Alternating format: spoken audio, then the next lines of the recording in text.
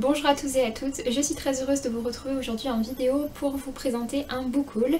Et c'est un book haul qui arrive avec sacrément de retard puisque ce sont des livres que j'ai reçus ou achetés entre mi-septembre et mi-octobre on va dire. C'est une vidéo que j'ai tournée en deux moments. Donc là je vous filme l'introduction aujourd'hui, ensuite vous verrez les images que j'ai tournées mi-octobre. Moi je vous reprends juste après pour vous présenter ce que j'ai ramené des Imaginales. A tout de suite. Je suis ravie de vous retrouver aujourd'hui dans ma chambre en région parisienne. J'étais pas chez moi pendant un mois, je viens de passer un remplacement d'un mois en Bretagne dans le Finistère. Avant ça j'ai passé 3 mois en Moselle et ensuite je vais passer 6 mois en Auvergne. Je reviens aujourd'hui dans un book haul slash unboxing. Je vais commencer par la partie du book haul qui devrait pas être trop longue. Juste avant que je parte en Bretagne, je suis d'abord partie faire une formation dans le sud de la France à Nîmes. Je bouge pas mal ces derniers temps. À Nîmes j'ai acheté 2 livres. Je suis revenue avec 2 livres. Parce que bon, c'est pas parce qu'on fait une formation professionnelle qu'il n'y a pas de librairie d'occasion sur notre chemin. Et donc tout d'abord je suis passée dans une librairie qui faisait du déstockage et j'y ai trouvé La Dernière Lame par Estelle Faye qui est donc son premier roman. Il est plus édité maintenant, c'était aux éditions Le Pré au Clair qui n'existe plus. Et puis dans une librairie d'occasion j'ai trouvé Rouge Impératrice par Leonora Miano. C'était aux éditions Pocket et c'est un titre qui m'intéressait déjà en grand format. On est sur un récit qui se passe à Katiopa, c'est un continent africain presque entièrement unifié qui est devenu prospère, où on a tous les réfugiés de l'ancienne Europe qui sont venus habiter. On remet un petit peu les choses dans l'autre sens, ça avait l'air vraiment intéressant. Je crois que j'ai déjà lu, j'ai déjà lu du Leonora Miano mais dans un style complètement différent, très contemporain, avec un côté assez poétique, assez particulier. J'ai reçu 3 services presse quand j'étais en Bretagne. Tout d'abord j'ai reçu Ouijigo par Estelle Faye. Alors non seulement je suis partenaire avec Albin Michel, mais j'ai réussi à rater le mail pour le sélectionner parce que la plupart de leurs mails vont dans ma boîte de spam et c'est très chiant. Sauf que Estelle Faye, comme elle est trop chouette, avait demandé en fait à Albin Michel s'il pouvait me le faire parvenir et du coup j'avais reçu un message sur Instagram d'Albin Michel et du coup j'étais contente. Donc voilà, et donc en plus je l'ai reçu dédicacé de la part d'Estelle Faye, donc très contente. Je l'ai déjà lu, on est sur un récit historique et fantastique avec un petit côté un peu horrifique. Un autre que j'ai déjà lu, il s'agit de La Baleine Blanche des Mers Mortes par Aurélie Wallenstein et Olivier je crois, Bois Commun pour les illustrations. C'est un récit qui se passe dans le même univers que son roman Mère Morte qui était sorti chez Scrinéo, qui est disponible chez Pocket et qui est un univers que j'aimais beaucoup. C'est un univers dans lequel toutes les mères sont mortes et du coup tous les animaux qui vivaient dedans sont transformés en fantômes qui sont assez en colère par rapport à tout ce qui s'est passé par le passé. Et le traitement des animaux marins.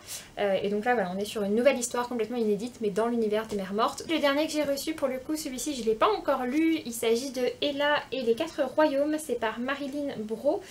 C'est aux éditions Fleurus et c'est Marilyn Braud, elle est plus connue sous le pseudo Tiboudou Boudou. Je sais pas si elle parle que de livres, en tout cas pour ma part je la connaissais pas du tout, mais on est sur un récit de fantasy pour la jeunesse, donc voilà, j'étais plutôt curieuse de le découvrir. Les seuls livres que j'ai achetés, j'en ai acheté 2 chez Nose, donc en prix de déstockage, et un sur internet sur Rakuten parce que j'avais un bon d'achat en fait qui s'était débloqué. Je pense que c'est un parrainage, si c'est l'un d'entre vous n'hésitez pas à me dire. J'ai juste reçu un mail comme quoi j'avais 10 € de crédit et donc du coup j'en ai profité pour acheter N'aie pas peur jamais, qui est le recueil de poèmes par Baptiste Beaulieu avec des illustrations comme ça. Et chez Nose du coup en déstockage j'ai acheté 2 récits plutôt pour la jeunesse. J'ai acheté Ami Entends-tu par Béatrice Nicodème. C'est aux éditions Gulfstream, ça se passe pendant la Seconde Guerre mondiale à Nantes. Ça me branchait bien, j'ai déjà lu Béatrice Nicodème dans un autre récit qui se passait lui aussi pendant la Seconde Guerre mondiale et c'était vraiment bien fait. Celui-ci je crois que je l'ai payé 2,50 € peut-être. Ou 2 €. Et celui-ci pour le coup, donc je l'ai payé 2,50 €, c'est écrit dessus, c'est Moxie par Jennifer Mathieu. C'est aux éditions Milan, les retours que j'ai vus dessus étaient plutôt bons et c'est un récit qui parle pas mal de féminisme. Maintenant on va pouvoir passer à l'unboxing. J'ai reçu beaucoup de choses, certaines choses je sais ce que c'est et il y en a plein d'autres où je sais pas du tout. On va commencer du coup par 2 paquets qui viennent de chez Scrinéo. Cool, je suis contente de l'avoir reçu. On a Les âmes inconscientes par Rod Marty.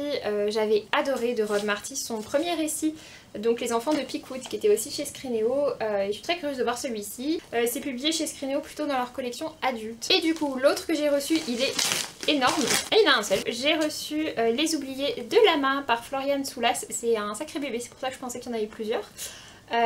Donc toujours aux éditions Scrinéo, ici on est sur de la SF, c'est destiné ici aussi à un public adulte et je suis super curieuse de voir parce que les précédents titres de Florian Soulas étaient tous les deux assez réussis. Ensuite on a celui-ci qui vient de Michel Lafon. De Michel Lafon, je savais que c'était L'orpheline de Foundling, pardon. C'est par l'auteur des Sorcières de Pendle qui avait eu un très bon retour, que j'avais pas lu mais qui avait eu un très bon retour. Et donc voilà, c'est son nouveau récit, c'est super joli, à nouveau ça a l'air vraiment parfait pour l'automne. Ça se passe à Londres en 1748 et puis on va parler donc d'orphelinat, d'institution, de pas mal de choses. Le sous-titre c'est Rien n'est plus dangereux qu'une mère en colère. Ça c'est un autocollant, ça se décolle. Alors on en a un ici qui vient de chez Fleurus, je sais pas ce que ça peut être. D'ailleurs le paquet est en mauvais état. Je pense qu'il s'est perdu en cours de route. Oui, c'est ça. Le code postal, en fait, ils ont pas bien lu et du coup, ils l'ont barré, ils l'ont réécrit. Je pense que le colis s'est promené. Celui-ci, c'est Le Réseau Phénix. C'est par Peggy Boudeville. Ça se passe pendant la Seconde Guerre mondiale, cette fois-ci à Amiens, avec deux temporalités. Une temporalité donc en novembre 1941 et une temporalité en juin 2019. Après, on va passer à ce colis très mystère. Parce que en fait la seule chose qui est dessus c'est mon adresse. J'ai aucune idée de ce que ça peut être. Je comprends même pas comment est-ce qu'il est arrivé. Il n'y a pas de paiement, d'envoi dessus. C'est une enveloppe qui n'a pas été affranchie, ils ont oublié de la franchir et elle est quand même venue. C'est très étrange. Mais du coup il s'agit du nouveau tome des Chroniques de Saint-Marie par Jody Taylor. Donc le reste appartient à l'histoire, c'est le 8e tome. C'est aux éditions Hervé Chopin. La série compte 12 tomes. Les Chroniques de Saint-Marie, c'est vraiment une très chouette histoire avec des psycho-historiens qui font des bons spatio-temporels pour explorer le passé et voilà, c'est très sympa. Après, on a un tout petit paquet aussi qui vient de l'édition 404. C'est un roman graphique qui se passe avec une histoire... c'est entre le Roméo et Juliette mais avec du vampire et de la nuit et du loup-garou. Ça a l'air très dark et du coup c'est dans une jolie édition comme ça. Voilà à quoi ça ressemble. Il nous reste 3 paquets, dont un d'énorme, énorme, qui viennent de chez UD Distribution, qui sont notamment les distributeurs de l'école des loisirs et de pas mal d'autres maisons d'édition, mais je crois que je suis en partenariat que avec l'école des loisirs chez eux. Et j'ai reçu un paquet des éditions Rajo, avec lesquelles je ne suis pas partenaire, mais j'ai gagné en fait un roman pour le festival du PLIB. Et je ne sais pas quel roman j'ai gagné. J'avais participé soit pour Dragon et Mécanisme, donc le nouveau récit d'Adrien Thomas pour la jeunesse dans l'univers d'Engrenages et Sortilèges et de Vaisseaux d'Arcane, qui sont 2 récits que j'ai lus. J'ai surtout adoré Vaisseaux d'Arcane. Et puis l'autre titre pour lequel j'ai participé, ce serait très chouette que ce soit ça. Comme il est sorti aujourd'hui, ça m'éviterait d'avoir à l'acheter très prochainement en librairie, parce que je sais que je l'achèterai très prochainement en librairie. Il y avait également le nouveau Estelle Faye. C'est le nouveau Estelle Faye. Et je suis très contente parce qu'en plus, les quelques fois où j'ai demandé des livres à Rajo en numérique, ils m'ont refusé. Il est vraiment super beau. J'adore les effets de dorure sur la couverture. Donc c'est l'Arpenteuse de rêve, c'est plutôt de la jeunesse. C'est le tout dernier Estelle Faye qui est sorti donc aujourd'hui. Et vraiment il est super beau. Je suis trop contente de l'avoir gagné et de l'avoir reçu. Il nous reste les paquets qui viennent de chez UD Distribution, donc potentiellement de l'école des loisirs. On va commencer par celui-ci. Déjà celui-ci il y a forcément 2 livres parce que je sens 2 formats complètement différents. J'ai reçu les étincelles invisibles par Elle McNicol. C'est dans leur collection Medium. Et c'est un titre avec une jeune fille qui est omnibulée par les sorcières et qui parle d'autisme. Poche, à savoir Home Sweet Home par Antoine Filias et Alice Zeniter. Ça se passe aux États-Unis en 2008 et on a la crise qui a frappé de plein fouet cette région-là. Et on a du coup une jeune fille de 17 ans qui va fuir sa famille en faillite et ses parents avec ses frères jumeaux pour trouver refuge dans un lycée désaffecté. Alors pour le coup c'était un seul livre dans cet énorme paquet. Il est très lourd. Il s'agit de Wake Up America par John Lewis, Andrew Hayden et Nat Powell de 1940 à 1965, 25 ans de lutte pour les droits civiques. Alors c'est en noir et blanc, c'est pas le style de graphisme que je préfère. Et voilà, du coup ça retrace 25 ans de lutte. Je crois que c'est une intégrale, ouais c'est ça, c'est marqué dessus, édition intégrale. Ouais, en gros qui fait 550 pages. Je vous reprends donc pour la suite avec les livres que j'ai ramenés des Imaginales. J'avais l'envie d'y aller, mais c'était pas du tout prévu au programme puisque j'étais censée déménager ce week-end-là. Puis j'ai appelé mon propriétaire à la dernière minute, j'ai contacté des amis qui allaient au salon à la dernière minute et finalement voilà. Et j'ai pris mes billets de train le jeudi soir. Alors clairement j'avais rien prévu du tout, j'avais pas du tout regardé les auteurs qui venaient etc. Et je m'en suis un peu mordu les doigts. Typiquement j'avais pas du tout vu que Olivier Boiscommun, donc l'illustrateur de la bande dessinée Mère Morte qui a été faite depuis l'univers du livre, donc Mère Morte d'Aurélie Wallenstein, j'avais pas du tout vu qu'il serait aux Imaginales. Alors que du coup donc j'avais lu et reçu sa bande dessinée quelques semaines avant, comme vous l'avez vu. Quelques autres petits ratés comme ça, mais bon, tant pis, c'est pas grave. Le principal, c'est que j'ai pu y être. J'ai vu quand même plein d'autres auteurs. Il y a quand même quelques années que je suis dans le milieu booktube, même si on dirait pas vu le chiffre d'abonnés. Il y a aussi des auteurs que je croise depuis quelques années en salon. Et c'est toujours chouette d'aller les voir. Les deux seuls livres que j'avais emmenés pour les faire dédicacer, c'était Du roi je serai l'assassin, donc le dernier roman de Jean-Laurent Del Socorro. Et puis j'avais également emmené L'Arpenteuse de rêve par Estelle Faye aux éditions Rajo, que je venais tout juste de recevoir, comme vous l'avez vu. Côté achat, d'abord s'il y avait vraiment une dédicace que je voulais absolument faire, et un livre que je voulais absolument aller chercher, il s'agissait de Ordali par Morgane Ovlenko, donc La dernière geste, le troisième chant. C'est publié aux éditions Naos et si jamais vous arrivez sur la chaîne et que vous me suivez depuis moins d'1 an, peut-être vous n'avez pas vu ma vidéo avec mes meilleures lectures de 2020 et du coup peut-être vous n'avez pas vu que ma meilleure lecture de l'année 2020 c'était le tome 1 et le tome 2 de La dernière geste. Donc le premier tome s'appelle Dans l'ombre de Paris et le deuxième L'héritage du rail. C'est une série de fantasy steampunk fantastique chronique avec des fées. Il y a 3 grosses puissances en gros qui se partagent le monde, dont le royaume de France, l'empire japonais et puis un troisième. Nous on suit Yuri qui fait partie de la lignée japonaise et qui doit aller en France épouser le dauphin, sauf que c'est un con et qu'elle décide du coup de s'échapper et d'aller rejoindre en gros la rébellion qui vit dans l'ombre de Paris, donc dans les souterrains de Paris, et qui est très liée en fait avec les peuples celtes, qui étaient une ancienne puissance qui maintenant a été un peu rayée de la carte, et parmi lesquels il y a du coup aussi pas mal de créatures en fait du folklore celte notamment. C'est un roman qui prône plein de beaux messages, un univers incroyable, une autrice sans pitié pour ses personnages.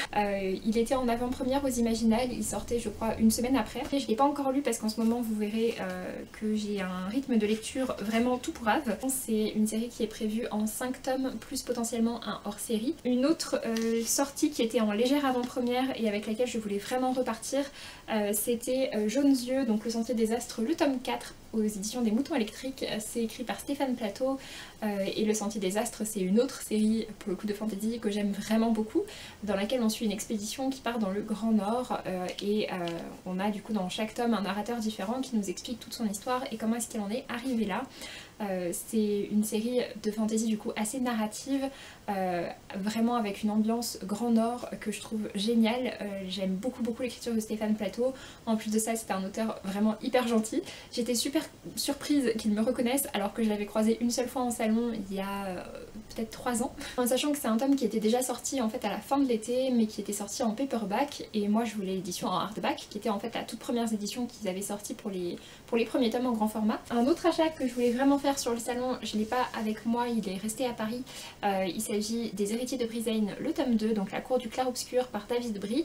Je vous l'ai présenté déjà dans un de mes derniers points lecture puisque je l'ai lu sur le retour des Imaginales. C'est un court roman jeunesse de fantasy écrit par David Brie qui est un auteur de fantasy adulte. C'est de la fantasy hyper intelligente adressée à un public vraiment jeune à partir je crois de 9 ans, quelque chose comme ça. Et pareil, David Brie c'est un auteur qui est super chouette. Je me suis procuré l'anthologie du salon, à savoir donc Frontières, dirigée par Stéphanie Nico qui est la directrice des Imaginales, donc l'anthologie des Imaginales 2021, et c'est illustré par Stéphane Fert. C'est lui qui a fait donc l'illustration de cette année que je trouve vraiment super canon et c'est en partie pour ça que j'ai acheté l'anthologie, soyons honnêtes, parce qu'au départ je suis pas hyper amatrice de nouvelles. Je suis passée sur le stand des éditions du Chat Noir, notamment pour aller saluer Cécile et Mathieu. J'avais pas spécialement prévu d'acheter le livre parce que j'avais passé une grosse commande aux éditions du Chat Noir quelques semaines avant. Ils avaient les nouveautés d'octobre et les autrices étaient en dédicace et elles sont super gentilles. Et du coup voilà, je me suis laissée tenter. Donc tout d'abord j'ai pris Le Labi par Cécile Guyot qui est une novella. Je l'ai déjà lu, je l'ai beaucoup aimé, je vous en parle dans mon dernier point lecture du mois d'octobre. C'était vraiment une super chouette nouvelle, enfin, d'une adolescente qui en pince pour sa voisine et puis qui rêve d'écrire des histoires d'horreur. Et pour ces deux sujets-là, ses parents vont décider de l'interner. Sauf qu'à l'époque, voilà, ce sont ces femmes internées un peu d'office sans qu'elles aient particulièrement de raison psychiatrique d'être internées en tout cas. Voilà, ça parle un petit peu de tout ça, du traitement des femmes par le corps médical et puis par la société en règle générale dans les années 20, en l'occurrence aux États-Unis. Il y avait également Lizzie Felton qui était en dédicace. Lizzie Felton, je l'ai déjà croisée plein de fois en salon, j'ai écouté pas mal de ses lives, etc. C'est une personne que je trouvais hyper sympa, mais c'est vrai que son roman Les Amoureux de la Lune, ça me branchait pas forcément plus que ça au niveau des thématiques, sauf que là, son petit dernier, c'est donc L'ombre du manoir, le tome 1 des Brumes Vermeilles. C'est une histoire un petit peu du coup de manoir hanté, et du coup ça me disait bien. Alors au départ c'est vrai que je l'ai acheté pour pouvoir le lire à la période d'Halloween ou éventuellement en novembre, sauf que je n'ai pas lu grand chose à cette période. Pas très loin, il y avait le stand des éditions Au Loup, et sur le stand des éditions Au Loup il y avait Axel Collot, Tisseur d'esprit, donc aux éditions Noir d'Absinthe par Axel Collot. J'aime vraiment bien cette illustration de couverture.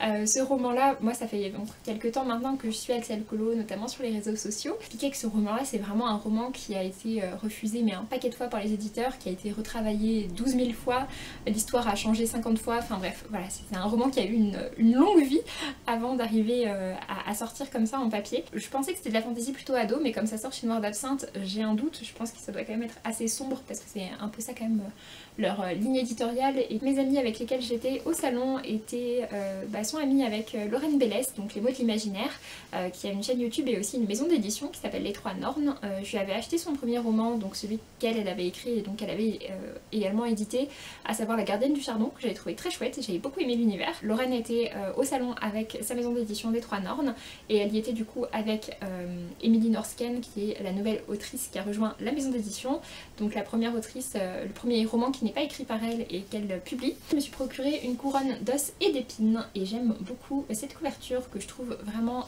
très chouette. C'est du coup un gros pavé de fantaisie, il fait quand même 560 pages. Sur ce, j'en ai donc fini avec ce book haul, j'espère qu'il vous aura plu. N'hésitez pas à me dire si vous avez déjà lu certains de ces titres, s'il y en a certains qui vous tentent, si je t'ai donné envie d'en découvrir. Et puis pour ma part, je vous laisse et je vous dis à très bientôt pour une prochaine vidéo. Salut!